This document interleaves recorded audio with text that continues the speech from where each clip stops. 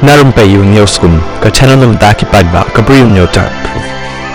Chief Executive Member CEM but ukotong jong National People's Party NPP na nong thamai constituency uba panyat sing CEM hakasi thoding ula Kynnoh ba President jong Voice of the People Party VPP uba aden melbasai moy ialam bakla ya u halor artikel lais pa nyapowai kabade ka subject kabala khluj ba kini kisngi alap election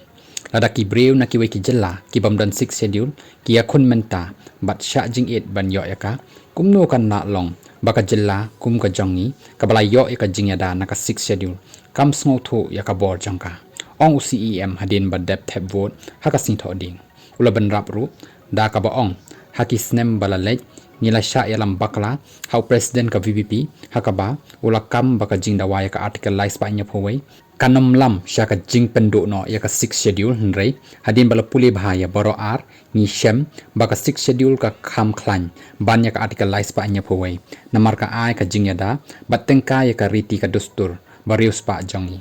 habapan pawe ka jing sngo scam Punjab yaka election u CEM ula ong baka jingya lenti jong u ban shakri yaki paidbah ka nong thamai constituency kalasdang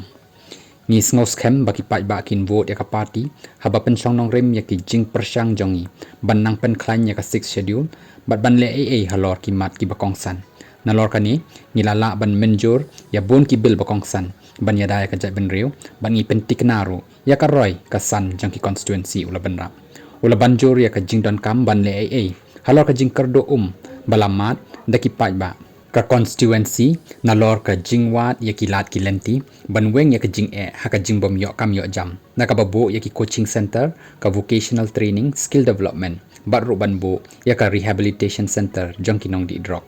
haba banjur ya ka jing don kam ban kentewi ki kam ya le kai hapring ki kam uba penyaj uloong